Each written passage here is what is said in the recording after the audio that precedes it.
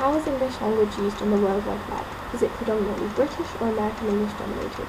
How can data mining help to discover this? Using Hong Kong and the surrounding areas of Vietnam and the Philippines to discover how language mining can be used in the business of education and education fields to draw up empirical evidence quickly and efficiently.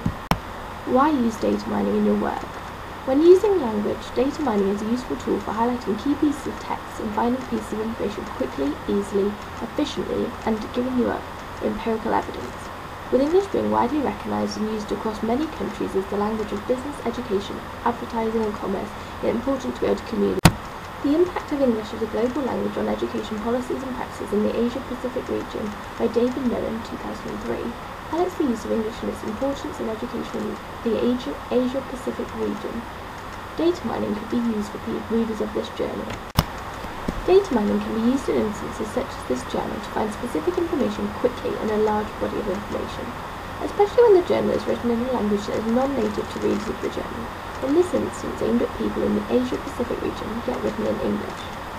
In text where a non-native language has been used, data mining can be used to ensure a level of uniform in the language by picking specific features and making sure they are consistent throughout. This is what I will show. This methodology has been used based on research by Atwell et al. 2007, Atwell et al. 2009, and Baroni and Bernardini 2004. Creating this methodology means I can apply data mining to extract information from a large body of information, in this case a corpus of data. Firstly, I had to design classifiers distinguishing between UK and US English. I then look for these features in data of US and UK corpora, then use these features to create decision trees, looking for the classifying features in corpora of Vietnam, Hong Kong and the Philippines, and then use the decision trees to see whether these corpuses and therefore languages as a generalization lean towards British or American English.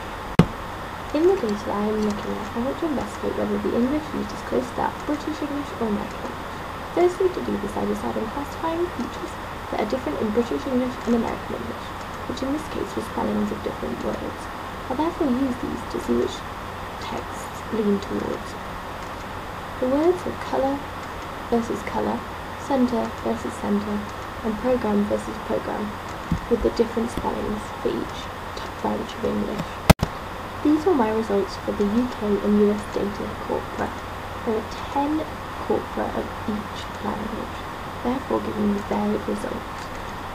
I used the search Ctrl plus F to find the different words in the corpora, then adding them up and creating a percentage of how many were found in each corpora. This data can then be used to create decision trees, which in turn are used to distinguish between whether a text contains mainly British or American English because of the use of these different spellings.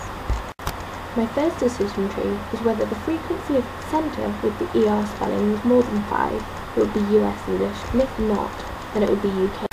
My second decision tree was whether the frequency of colour with the OR spelling was more than 2, then this would indicate US English, whereas if it was lower, it would indicate UK English. The third decision tree was if a programme was spelled with the AM spelling, and there was more than 25 occurrences, it would be US English, and if not, UK English. These were all created from the data collected from the US and UK corpora.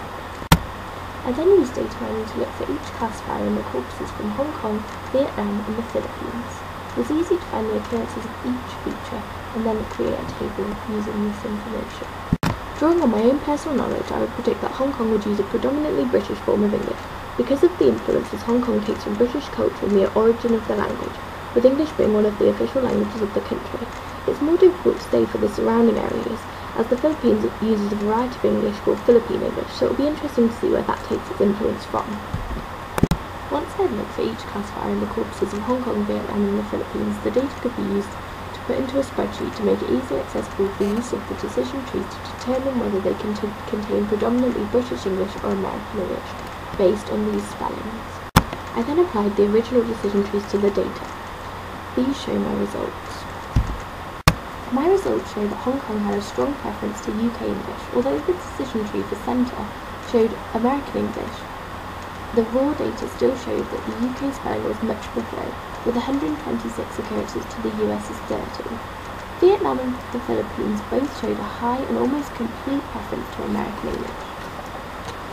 These conclusive results show how data mining is a useful tool for harvesting data and gaining interesting empirical evidence quickly and efficiently. Thank you for watching.